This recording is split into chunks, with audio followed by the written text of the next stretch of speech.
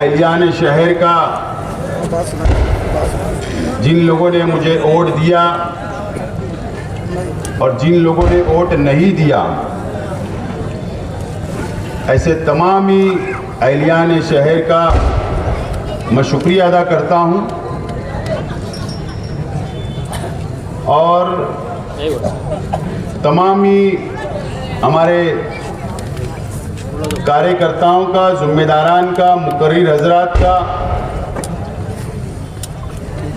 भी शुक्रिया अदा करता हूं कि आप लोगों ने मेहनत की, जद्दोजहद की, इलेक्शन को आप लोगों ने बेहतरीन अंदाज में आप लोगों ने लड़ा और अल्लाह का करम है कि 1 लाख तकरीबन 10,000 वोट हम लोगों को मिली और ये आप लोगों की मेहनत का नतीजा है, कार्यकर्ताओं की मेहनत का नतीजा है और मैं ये पूरा क्रेडिट मेरे तमाम ही कार्यकर्ताओं को देता हूँ। और साथ ही साथ वो तमाम ही मासूम बच्चों को भी मैं क्रेडिट देता हूँ। यकीन जानो, जो माहौल इलेक्शन का हमारे हक में बनाने का जो सबसे बड़ा हिस्सा किसी का है तो वो शहर के मासूम बच्चों का भी है। मैं उन लोगों को भी इसका क्रेडिट देता हूँ। नतीजा आ गया, 163 वोट से हम लोग इलेक्शन हार गए। मैंने कहा था कि हम लोग इलेक्शन हारे हैं, हिम्मत नहीं हारे। हम लोग इलेक्शन हारे, हिम्मत नहीं हारे। दोस्तों, अगर आप लोग ये इलेक्शन का अगर आप लोग जायजा लेंगे, ए भैया खामोश बैठ जाओ यार, इधर को निकाल दो तो। क्या रे,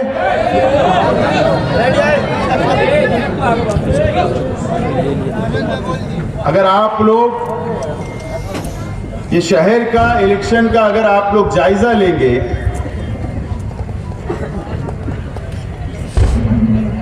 और अगर आप लोग नतीजे पे पहुंचेंगे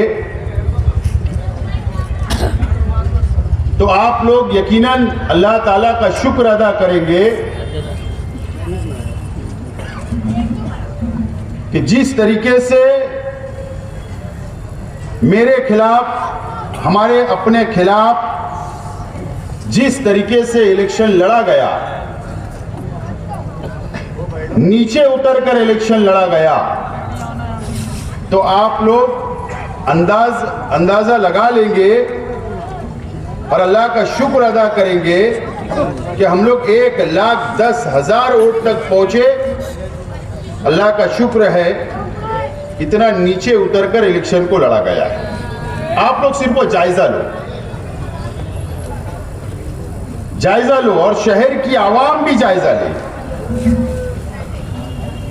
आज हो सकता है थोड़ी कड़वी बात भी मैं बोलूंगा, हो सकता है मीठी बात भी बोलूंगा, हो सकता है कई लोगों को मेरी बात खराब लगेगी, लेकिन मुझे कई लोगों ने कहा कि मोहब्बत में और इलेक्शन में सब जायज है।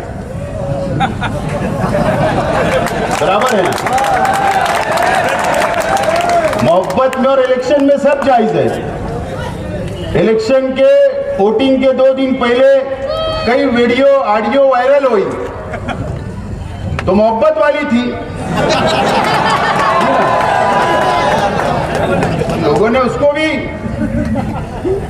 माना नहीं, तो इसका मतलब मोहब्बत में और जंग में सब जायज है। छोले की चटनी ठीक है, अभी और एक टाइम वायरल होकर देंगे, काहे की टेंशन ले, जब लोग भूल गए होंगे। थोड़ी कड़वी भी लगेगी, थोड़ी मीठी भी बातें लगेंगी और उसके बाद अगर मुझ पर कोई इल्जामात भी लगाएंगे तो कोई परवाह हुआ नहीं है, कोई परवाह हुआ नहीं है। 1,10,000 लोग साथ है, आप साथ हो, हमको नहीं करना है, कोई परवाह नहीं करना। कभी कभी मैं सोचता भी हूं, शहर में अकेले में तन्हाई में सोचता भी हूं कि फिरियाद किससे करे, शिकायत किससे करे। शिकायत आप और हम लोग किससे करेंगे, फरियाद किससे करेंगे। कभी कभी सोचता हूं मैं तन्हाई में तो कोई नतीजे पे पहुंच ही नहीं पा रहा हूं। हो सकता आप लोग भी नहीं पहुंचे।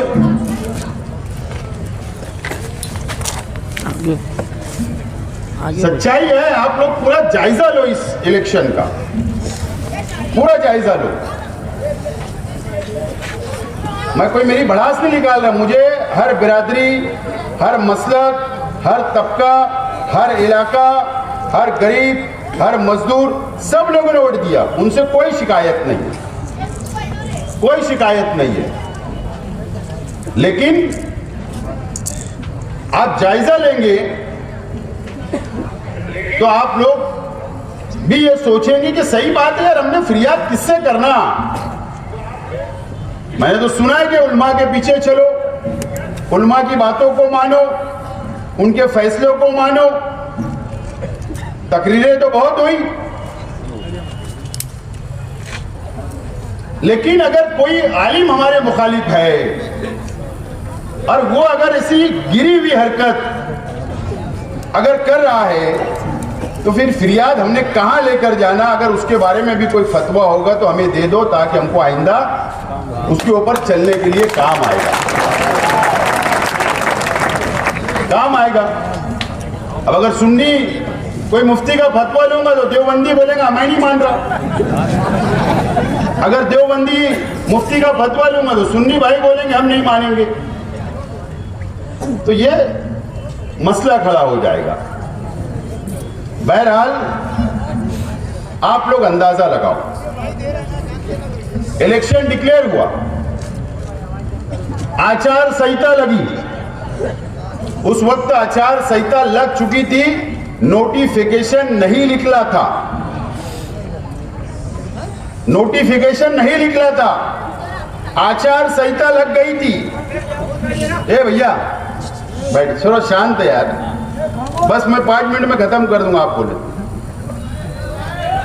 नोटिफिकेशन नहीं निकला था, आचार संहिता लग गई थी। पहला हमको टारगेट करने का काम किया गया, पहला जामा मस्जिद से। मैं आपको याद दिला रहा हूं क्योंकि आम वर्करों को, आम शहर की आवाम को, आप लोग इलेक्शन में इतने बिजी थे, आप लोग काम में लगे हुए थे, शायद आपकी नजर वहां तक नहीं गई। जामा मस्जिद से आज के उम्मीदवार, आज के एमएलए जो जामा मस्जिद के इमाम हैं, उन्होंने क्या कहा, दर्स कुरान में, मस्जिद के मिंबर के आगे दर्स कुरान चल रहा है, मस्जिद में कुरान शरीफ अल्लाह की किताब सामने है। किसी ने सवाल किया तो क्या कहा कि शेख रशीद फटी हुई कमीज पहनकर आया था, खालिद हाजी का नाम लिया गया। बोले उनको तो बताता हूं, या और क्या क्या उन्होंने कहा, और बोले जलसे में बोलता हूं ना, दर्स कुरान में, मस्जिद में कुरान सामने है, अल्लाह का घर है, वहां पर नानी का दूध याद दिला दूंगा। मस्जिद के अंदर बोला गया, उस मस्जिद में हमारा भी हक है, मैं भी मुसलमान हूं, मेरा परिवार भी, मेरे कार्यकर्ता भी वहां नमाज अदा कर सकते हैं। किसी की एक की प्रॉपर्टी नहीं, किसी की ट्रस्टों की प्रॉपर्टी नहीं है, लेकिन वहां बोला गया, उसका इस्तेमाल वहां से शुरू किया गया, जामा मस्जिद का इस्तेमाल। उसके बाद 2 या 3 दिन के बाद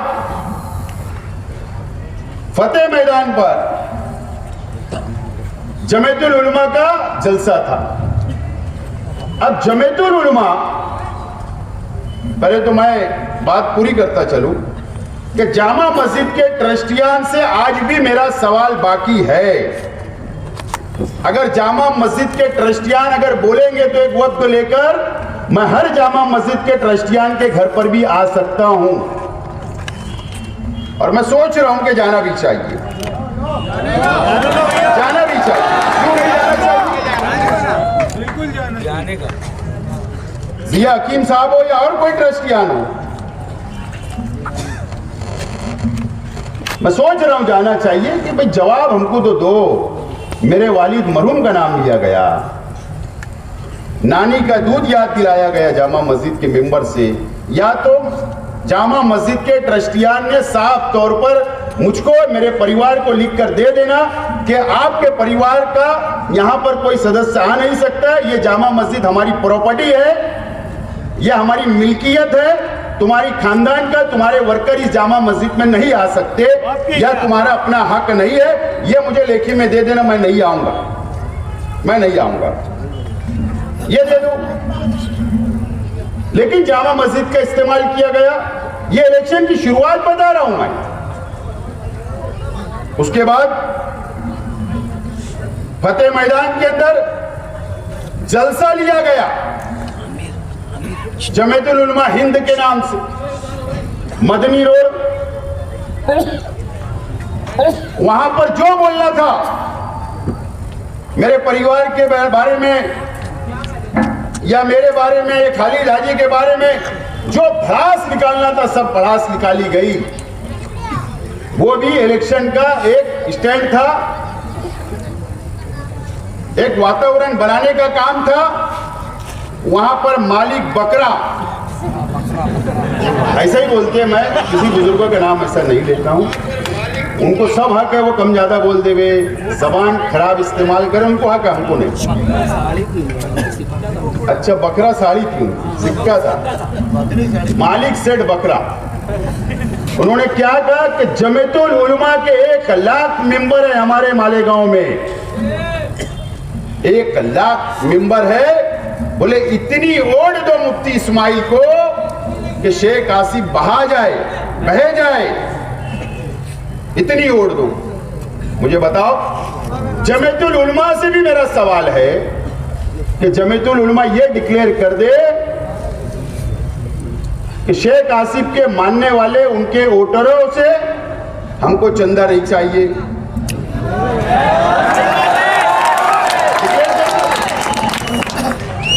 या जो 1 लाख मेंबरशिप बनी है, आप ये बोल दो कि ये सिर्फ हमारी प्रॉपर्टी है, यह हमारी प्रॉपर्टी है, ये बोल दो, ये बोल दो।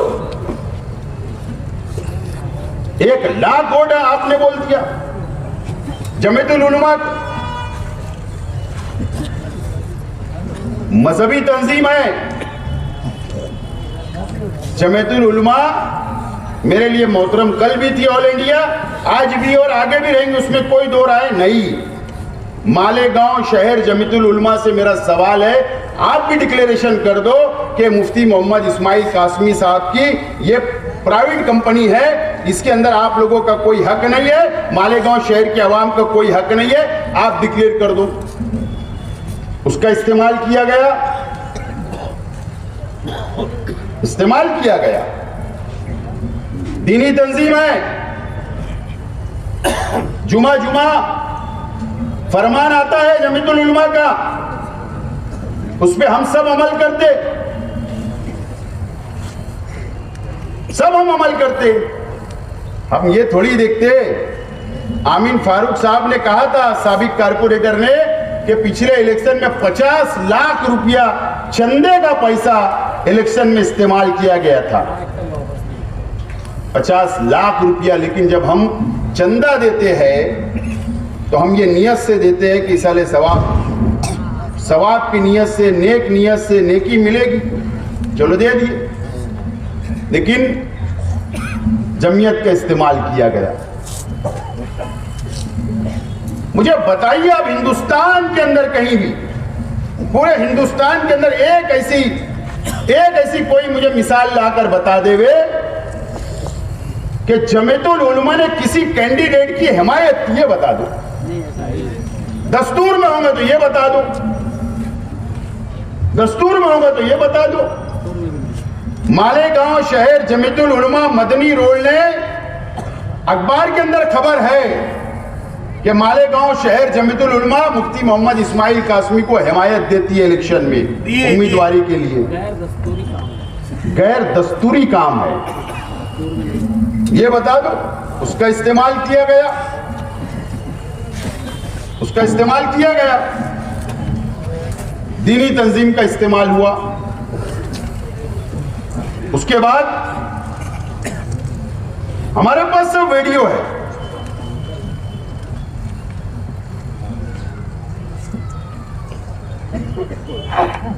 मोहतरमा राफे आपा साहब का एक पॉम्पलेट है,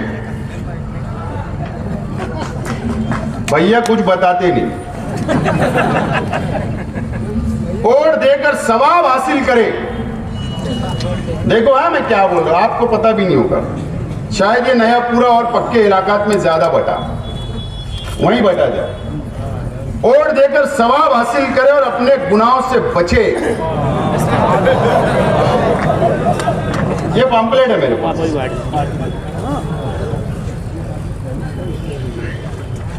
मां बहनों से भी खास तौर पर अपील की गई, वोट देना क्यों जरूरी। पहला सवाब, वोट एक कसम की, एक किस्म की गवाही है, पहला सवाब। दूसरा सवाब, वोट देना एक सिफारिश भी है। तीसरा सवाब, वोट देना एक जिम्मेदारी भी है, जिम्मेदार बनाना भी है। पैसा लेकर वोट देना हराम भी है। ये पंपलेट राफे आपा साहिबा ने तकसीम की। बात समझ रहे, ये भी इस्तेमाल किया गया सवाब और गुनाह के तौर से ये बताया गया।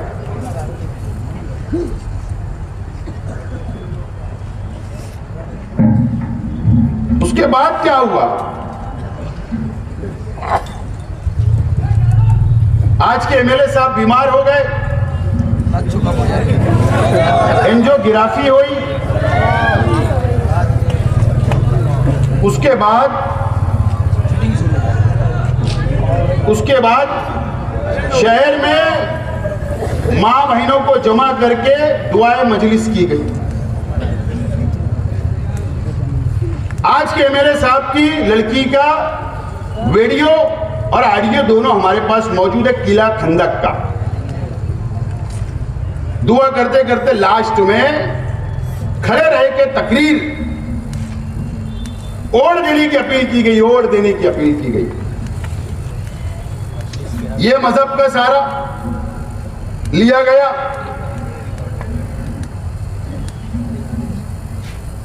और यहां तक कि यजीद बताया गया मुझको, यानी ये लड़ाई सियासी है या मजहबी है। असदुद्दीन अवैसी साहब, आप मुझको सर्टिफिकेट दोगे या मजलिस वाले मुझे सर्टिफिकेट देंगे मैं मुसलमान हूं या यजीद हूं? मुझे यजीद बोला गया रौनकाबाद के जलसे में। अवैसी साहब ने इस तरीके का इस्तेमाल किया गया, इस तरीके का इस्तेमाल किया गया। वोटिंग के दिन दो चार मस्जिद है शहर की, मैं नाम नहीं बोलूंगा ना तो तनाजा ना हो जाए मेरे अपने वर्करों में और उन लोगों में, क्योंकि अल्लाह का घर है, उनको एहतराम नहीं, हमको एहतराम करना है। वोटिंग के दिन वहां से बैठकर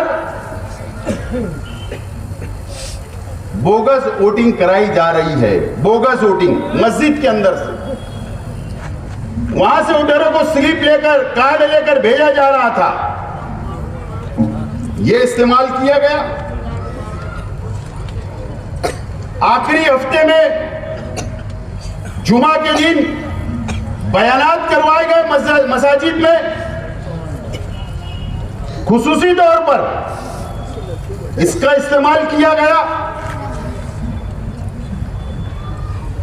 यह सब हुआ मजहबी शहर के अंदर एक शख्स को एमएलए बनाने के लिए, एक शख्स को एमएलए बनाने के लिए ये सब किया गया इस शहर के अंदर।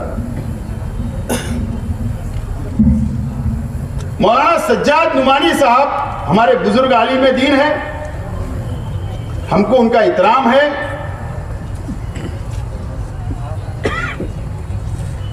सबसे पहले तो उन्होंने पूरी बीजेपी को जिताने के लिए जो बयानात दिए,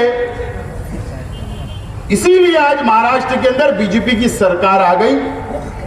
उनके बयान बीजेपी के हर स्टेट से, हर सभा के अंदर, बड़ी और छोटी सभा के अंदर, हर मतदार संघ के अंदर, हर देहातों के अंदर सुनाए गए और हिंदू भाइयों को एक किया गया। और मुंबई के अंदर प्रेस कॉन्फ्रेंस लेकर आज के एमएलए की हिमायत का ऐलान कर दिया गया। और बाकायदा यहां पर उन लोगों ने व्हाट्सएप के जरिए, सोशल मीडिया, अखबारात के अंदर बाकायदा बैनर के ऊपर फोटो लगाकर वोट मांगा। यह भी इस्तेमाल किया गया। और मैं आज नाम लेना चाहता हूं, चाहे मुझसे नाराज क्यों ना हो, चाहे मुझसे कोई नाराज हो ना हो, मुझे कोई परवाह हुआ नहीं है। क्योंकि ये जो वोट मुझे मिली ना, तो आप लोगों के भरोसे, मेरे कार्यकर्ताओं के भरोसे, उन लोगों के भरोसे नहीं मिली, इसलिए मुझे कोई डरना होगा नहीं है। आज मैं बड़ी मालेगांव स्कूल के मैनेजमेंट से मेरा सवाल है, बड़ी मालेगांव स्कूल के मैनेजमेंट से मेरा सवाल है कि अगर आपकी स्कूल के अंदर अगर बच्चों को पढ़ाई के लिए एडमिशन करवाया जाता, चाहे शहर के कोई भी वालिदैन अगर अपने बच्चों को वहां एडमिशन करवाते तो अच्छी तालीम के लिए करवाते, अच्छी तालीम मिले, अच्छी तरबियत मिले, बड़े छोटे का अदब करे, पढ़ लिख कर कुछ बने। आपकी बड़ी मालेगांव स्कूल के मैनेजमेंट से मेरा सवाल है, आपके स्कूल के टीचरों ने पेरेंट्स के व्हाट्सएप ग्रुप पर आज के एमएलए के लिए वोट मांगी गई, इसका जवाब कौन देगा? कौन जवाब देगा? ये बोला गया, न तो मैं लाकर सामने खड़ा कर दूंगा। बच्चों को बोला गया कि मुफ्ती इस्माइल को वोट देने का बोलना घर में जाके तुम्हारी माँ बाप को।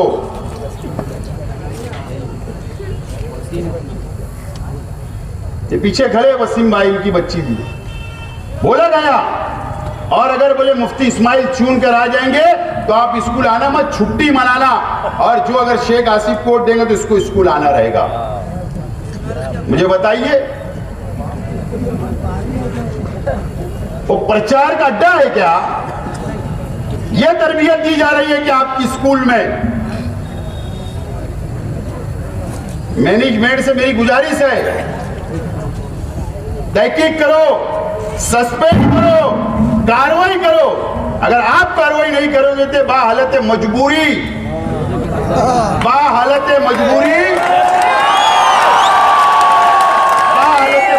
मुझे कंप्लेन करना पड़ेगा शिक्षण विभाग में, एजुकेशन डिपार्टमेंट में। मैं आज एकदम साफ तौर पर बोल रहा हूं,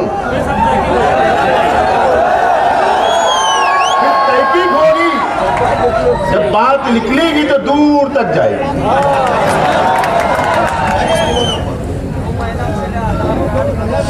और अभी मैं सब स्कूलों को लेकर भेजने वाला हूं। तुम 3-4 महीना पहले, 6 महीना पहले बच्चों से आधार कार्ड,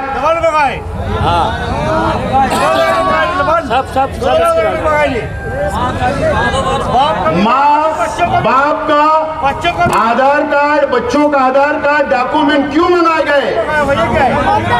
उसका जवाब भी देना। क्या डुप्लीकेट वोट, क्या बोगस वोट बनाने के लिए किए गए क्या? इसका जवाब भी शहर की स्कूलों को देना पड़ेगा। एकदम साफ तौर पर मैं रिक्वेस्ट कर रहा हूं, गुजारिश कर रहा हूं कि आप जवाब दो, आप जवाब दो। शहर के कई स्कूलों के अंदर मेरे ताल्लुक से जहर घोला गया, बच्चों के अंदर मेरी बदनामी की गई। यह तरबियत देने बच्चे को भेजते मां बाप, आप ये एजुकेशन देते हो? इसका जवाब शहर के तालीमी अदारों को देना पड़ेगा।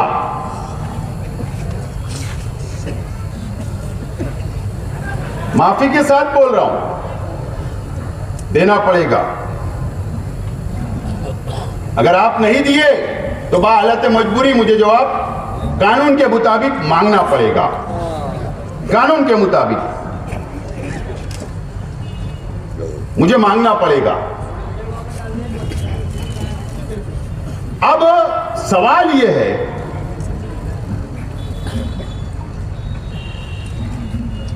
पोलिंग के दिन टेबल लगाकर शहर के कई इमाम, कई बोल रहा हूं, बहुत पूरे नहीं मैं बोल रहा हूं, माफी के साथ चंद इमाम, अगर कोई मुझसे सवाल करेंगे तो मैं फोटो देने के लिए तैयार रहूंगा। गमछा डालकर, पॉम्पलेट स्लिप हाथ में लेकर पॉम्पलेट तकसीम करते हुए, यह करते हुए प्रचार करें, ठीक है, उनका जमहूरी हक है, मैं मानता हूं। हर इंसान को अपना जमहूरी हक है, रोड के ऊपर, रास्ते के ऊपर निकलकर वो वोट मांग सकते हैं, किसी लीडर के साथ में प्रचार कर सकते, हिमायत कर सकते।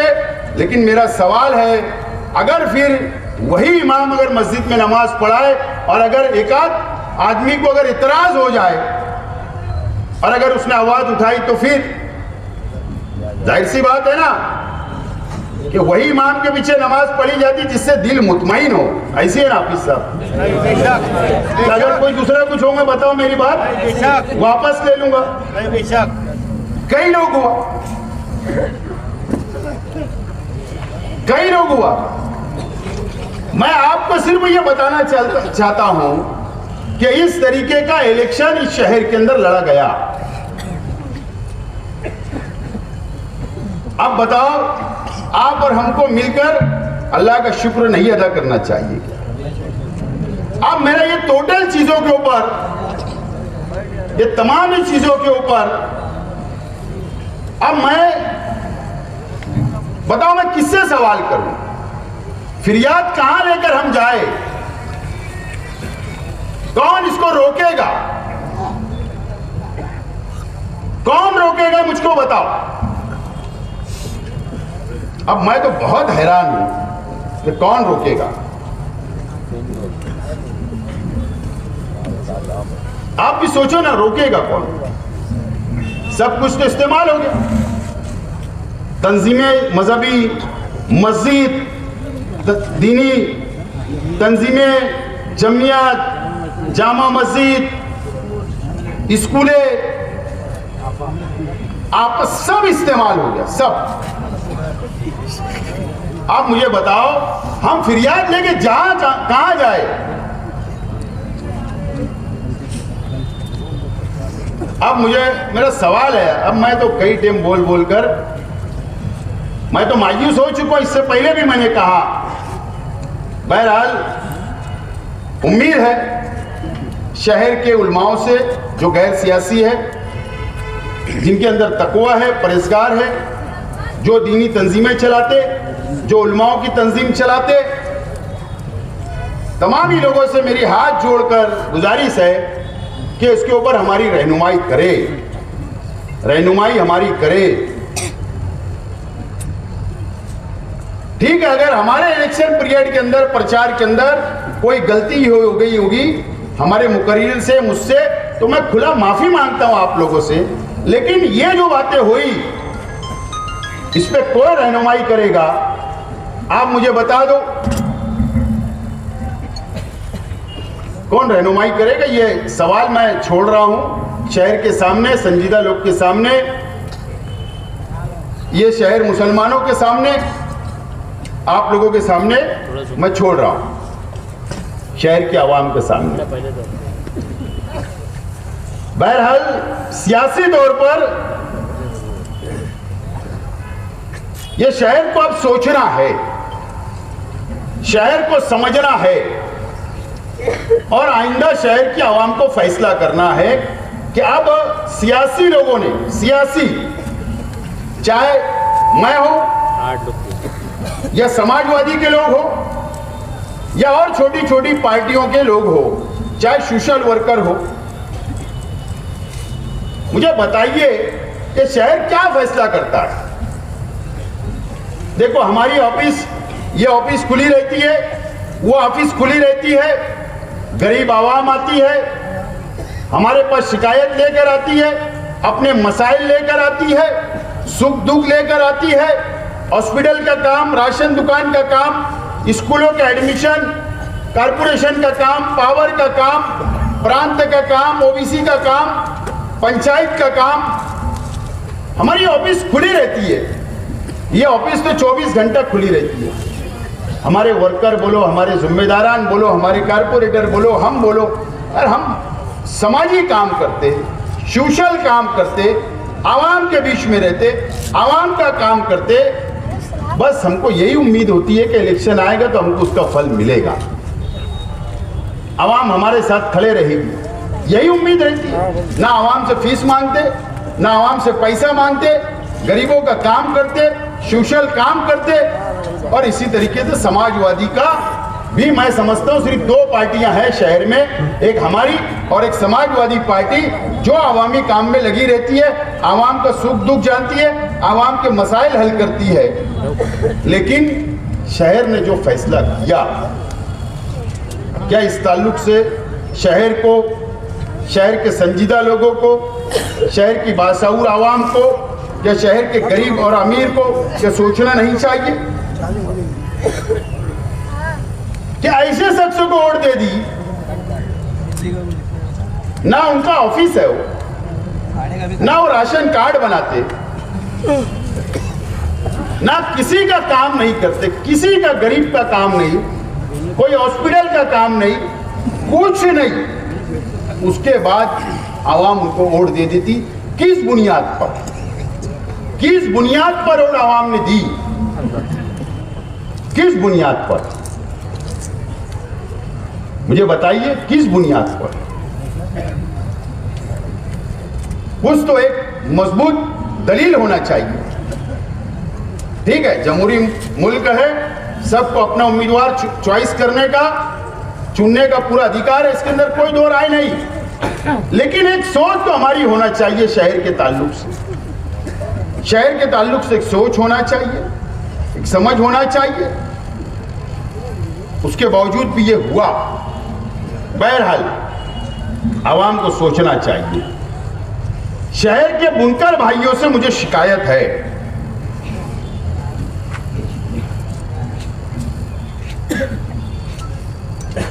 %75 बुनकर भाइयों से शिकायत है, 75%, 25% से नहीं। मुझे बताइए, मुझको ऐसा लगने लगा, माफ करना, कि भाई हमारे बुनकर भाई नहीं चाहते कि हम सनत तरक्की करें, सनत आगे बढ़े, सनत का डेवलपमेंट हो, पावर लूम को तरक्की हो, सरकार से बेनिफिट मिले। मुझे ऐसा लगा इस इलेक्शन में कि 75% बुनकर भाई को नापसंद है, वो चाहते जैसे हमें उसको रहने दो। ओके, आप लोग चाहते हो, ठीक है, हम आइंदा खामोश बैठेंगे, खामोश बैठेंगे। लेकिन ये तो कम से कम सोचना चाहिए था कि यार 5 साल पावर के मसाइल किसने हल करवाया। दो ही पार्टियां थी, मैं और समाजवादी थे। मैं इसलिए उनका जिक्र कर रहा हूं कि देखो, जो चीज दिखती है उसको कबूल करना चाहिए। कई लोग उनके पास भी जाते थे, वो भी लेकर जाते थे, मैं भी लेकर जाता था। मैं भी मंत्रालय तक सीढ़ियां चला, रईस शेख को उन्होंने भी बुलाया, मीटिंगें ली, अभ्यास कमेटी, स्टडी कमेटी बनी, बुनकरों का मसाइल सुने, मंत्रालय में गए, वहां मीटिंग लगाई उन लोगों ने भी। असेंबली के अंदर रईस शेख ने कहा, मैंने मीटिंग लगाई, मैंने वहां पर अजीत दादा पवार के पास मीटिंग लगाई, मसले हल हुए हो, मसाइल हल हुए। इकबाल भी करे बराबर। मसाइल हल हुए। मुझे बताओ, ठीक है, मुझे भी तो 1,10,000 वोट मिला, उन लोगों के दिल पर क्या गुजर रही होगी, वो क्या सोच रहे होंगे, या उनके लीडरान जो मालेगांव के बुनकरों के लिए अबू आसिम आजमी या रईस शेख ने जो आवाज उठाई, बताओ वो दोनों एमएलए क्या सोच रहे होंगे कि जो बुनकर शहर से, पावरलूम सिटी से के ताल्लुक से हमने वहां आवाज उठाई, आज हमारी पार्टी को इतना कम वोट मिला। क्या सोच रहे होंगे मुझे बताइए। हमने उनका हक अदा नहीं किया, ना मेरा हक अदा हुआ। बताओ कि यही हमारी शरीयत है, यही तहजीब है, यही हमारा किसी का शुक्रिया अदा करने का यही तरीका है। जो आदमी ने कुछ नहीं किया 5 साल, कुछ नहीं किया, किस बुनियाद पर वोट बुनकर भाइयों ने भी दिया, मैं भी सोच रहा हूं, समझ रहा हूं। बहरहाल शिकायत जरूर है और वो शिकायत रहेगी।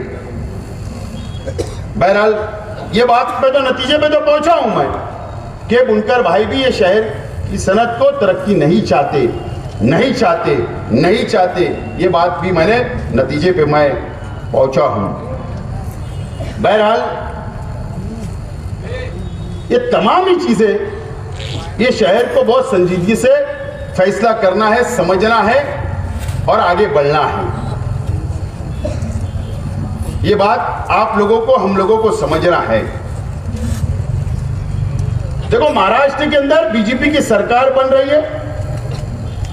137 एमएलए सिर्फ और सिर्फ बीजेपी के साथ है। बीजेपी 137 सरकार बनाने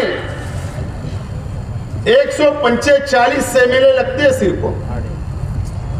वजीर आला बनने, सरकार बनाने सिर्फ और सिर्फ 145 एमएलए जिसके साथ रहेंगे उसका वजीर आला रहता, उसकी सरकार रहती है। 137 पहुंच चुके। राष्ट्रवादी कांग्रेस अजीत दादा पवार साहब के 41 एमएलए मिला लो, शिंदे साहब के 57 एमएलए मिला लो। कहां आंकड़ा गया? 212 कहां पर आंकड़ा चला गया? 238 या कुछ 36, 236 की मेजॉरिटी, फुल बम्पर मेजॉरिटी के अंदर सरकार बनने जा रही है।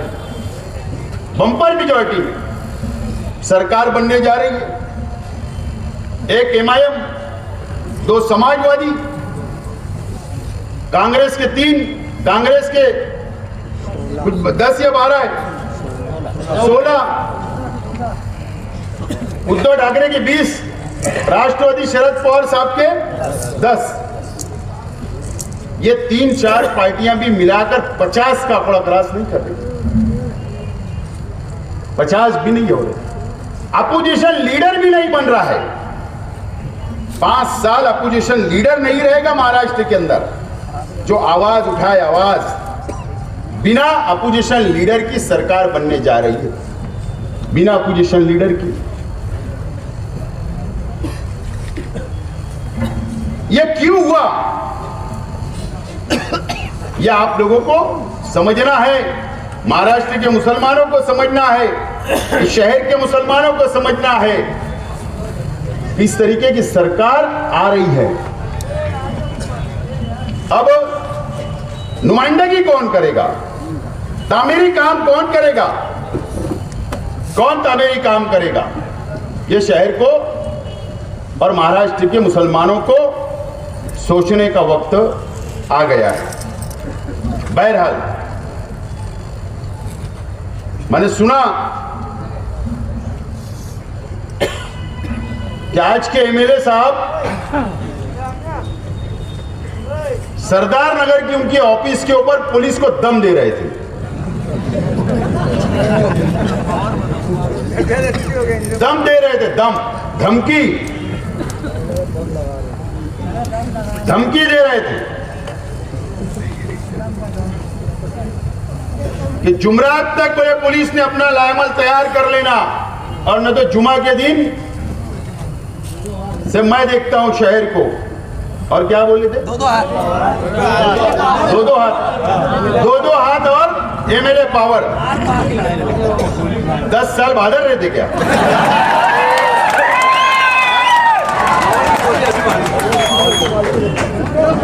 बोले एमएलए पावर बताता। गए ना, कल जुमरात खत्म हो गया, आज जुमा था। भूल गए। पुलिस को धमकी देना, मुझको और मेरे वर्करों को याद रखना, तुम्हारी धमकी से डरने वाले नहीं है। तुम्हारी धमकी से डरने वाले नहीं है।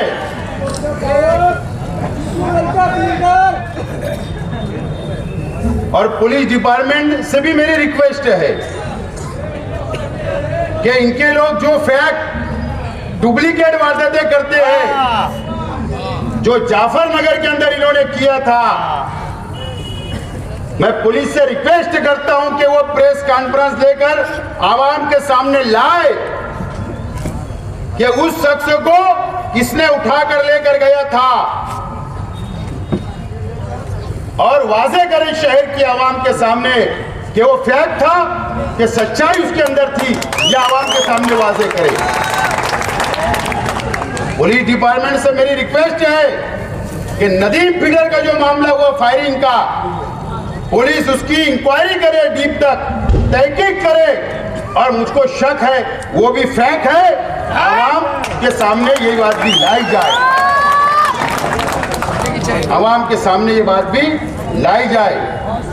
और आज के एमएलए साहब से बोलना चाहता हूं, अच्छाई और बुराई की बात करते हो। तुमने तो मेरा चालू इलेक्शन में कबूल नहीं किया चैलेंज, कम से कम अब कबूल कर लो, या तो तुम फहरिस्त तो बता दो कि मेरे पार्टी के अंदर, मेरे मंच के ऊपर मेरे लोग ये काले धंधे करते, और नहीं तो चलो मैं चैलेंज कबूल करता हूं, मैं बताता हूं तुम्हारे मंच के ऊपर कितने काले लोग हैं, मैं बताता हूं। शहर भी देख लेंगे, उलमा भी देख लेंगे। मैं एक मिसाल देता हूं, देखो तकवा किसको बोलते हैं, तकवा किसको बोलते हैं, मैं एक मिसाल देता हूं तकवा और परहेजगारी के ताल्लुक से। हाफिज यूसुफ साहब थे, इंतकाल कर गए, जामनेरी पहली गली के अंदर। बहुत तकवा परहेजगार थे, बहुत तकवा था उनके अंदर, इतना परहेजगार मैंने मेरी जिंदगी में शहर में ऐसा आलिम नहीं देखा। इरफान अली साहब और शेख रशीद साहब के और हमारे घरेलू संबंध हमने वहां देखा। आपको पता है वो प्राइमरी स्कूल के टीचर भी थे, हाफिज भी थे, और उनकी आखिरी सांस तक उन्होंने कई लोग बच्चों को उनका हिफ्ज़ सुनते भी थे। मैंने देखा हूं, इतना तकवा और परहेजगार उनमें था, मालूम है। वो प्राइमरी टीचर थे। 15 अगस्त है ना, 15 अगस्त की छुट्टी होती है, वो टीचर थे, तो वो 15 अगस्त की छुट्टी का पगार नहीं लेते थे। 26 जनवरी की छुट्टी रहती थी, वो पगार नहीं लेते थे, काट दिया करते थे। जुमा का दिन स्कूल की छुट्टी रहती थी, वो पगार काट के लिया करते थे। और अगर 1 घंटा या आधा घंटा भी स्कूल के अंदर वो देर से पहुंच जाए, तो जब वो पगार लेते थे महीने का, तो वो आधे घंटे का पेमेंट भी काट देते थे। बताओ मुझे, कोई है ऐसा तकवा परहेजगार? मुझे बताओ। मैंने देखा हूं कि वो कहीं पर भी जाते थे मेहमान के तौर पर, तो बड़ी मुश्किल से वो सिर्फ पानी पिया करते थे। मैंने कई जगह पर देखा, कई शादियों में भी मैंने देखा। इतना तकवा और परहेजगार, उसको बोलते तकवा और परहेजगारी। तो खाली बोतल लेके जा रहे गाड़ी के। और अच्छाई और बुराई की आप बात करोगे? अरे मैं तो आज बोलता हूं, कुछ वीडियो ऑडियो वायरल हुई थी ना, छोले की चटनी और कौन सी ऑडियो हुई थी ना, यकीन जानो मैं और एक ऑडियो कर सकता हूँ, लेकिन मालूम है मैं मीडिया के सामने बोल रहा हूँ। मैं आज शहर के सब आलिमों से बोलना चाहता हूँ, सब दीनी तंजीमों से बोलना चाहता हूँ। अल्लाह का करम है, मेरा अल्लाह गवाह है। अगर मैं वो ऑडियो रिकॉर्ड की अगर वायरल कर दिया ना, तो तबलीगी जमात के एक जिम्मेदार की फैमिली का उसके अंदर नाम आ जाएगा, उनकी बेइज्जती हो जाएगी। सिर्फ इसके लिए नहीं कर रहा हूं, न तो मैं कपड़े उतार सकता हूं, कपड़ा उतार सकता हूं, लेकिन इसके लिए आलिमों की इज्जत नहीं जाना, तबलीगी जमात की किसी की इज्जत नहीं जाना, ये मैं एहतराम करता हूं।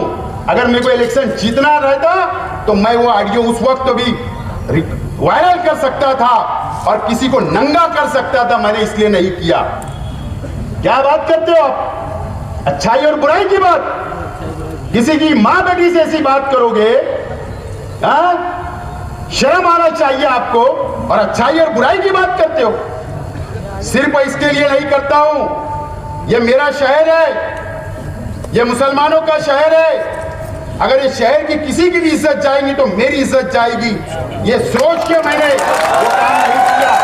अच्छाई और बुराई से आप न तो चैलेंज मेरा कबूल कर लो और न तो बोल दो कि तेरे पास जो ऑडियो है वो वायरल कर दे।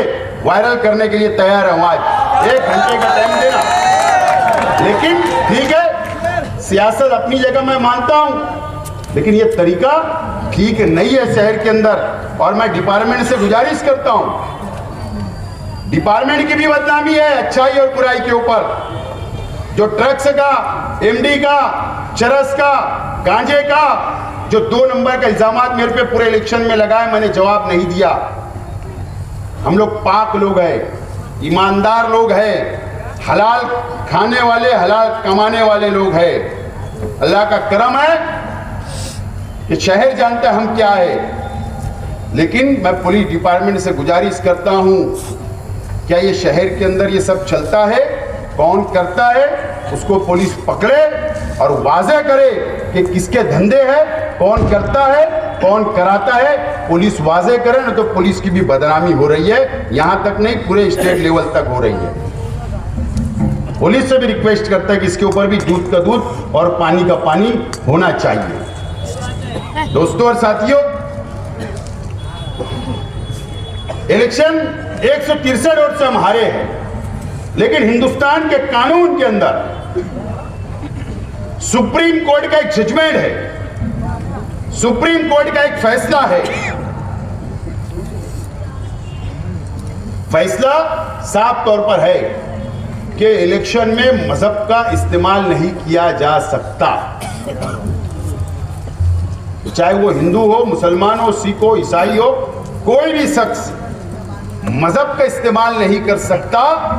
और इसीलिए मैंने फैसला किया हूं कि मैं इलेक्शन पिटीशन आज के एमएलए के खिलाफ में दाखिल करूंगा, और मजहब की बुनियाद जहां जहां भी मजहबी इस्तेमाल किया गया वो तमाम सबूत और मैयत की ओट जो गिरी और कई सबूत मेरे पास है, वो सबूत के साथ आज मैं ऐलान करता हूं कि मैं इलेक्शन पिटीशन दाखिल करूंगा आज के एमएलए के खिलाफ। आज के इलेक्शन असेंबली के मालेगांव सेंट्रल असेंबली हल्का 1 से 14 के जो इलेक्शन हुआ उसके खिलाफ में इलेक्शन पिटीशन में दाखिल करने वाला हूं, मैंने फैसला किया हूं। दूसरी बात, मास्टर स्ट्रोक 2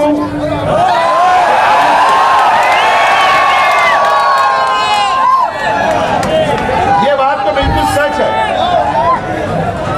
क्या ऐसा है कि अब सामने से भी 2-2 हाथ करने वाली बात आ रही है, 2-2 हाथ करने वाली बात हो रही है।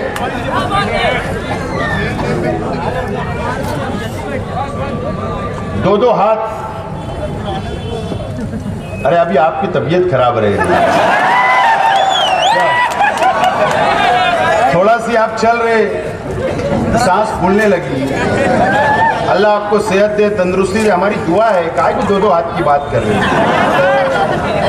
दो हाथ करने वाले खुद लकड़ी लेकर चल रहे, वाकर लेकर चल रहे।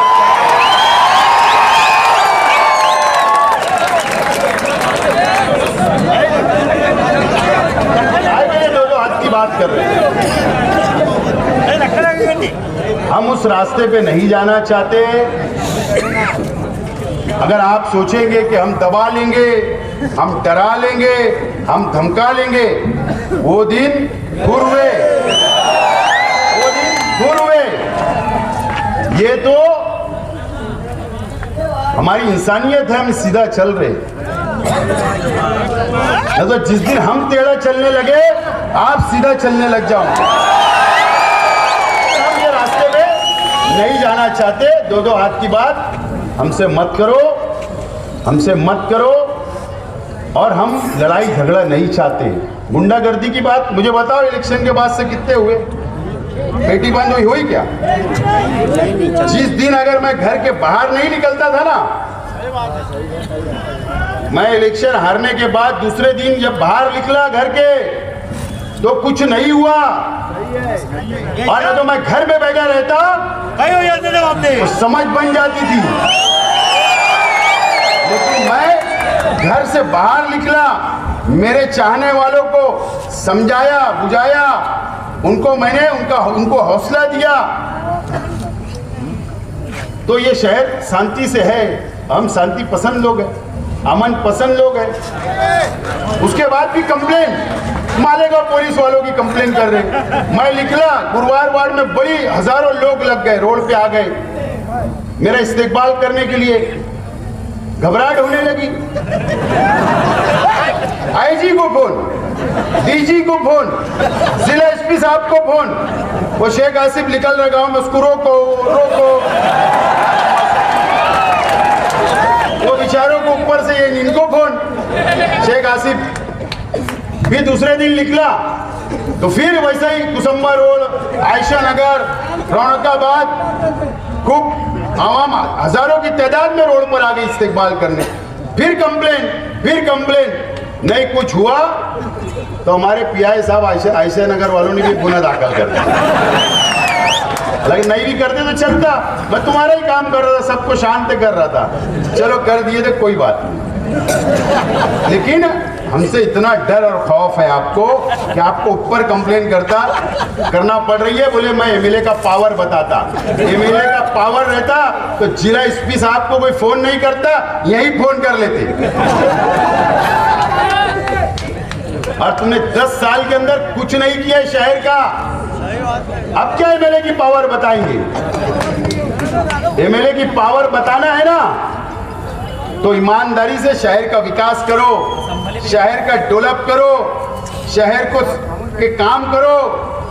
सिर्फ वो बड़ी बड़ी रागपाट देने से ये शहर का काम चलने वाला नहीं है।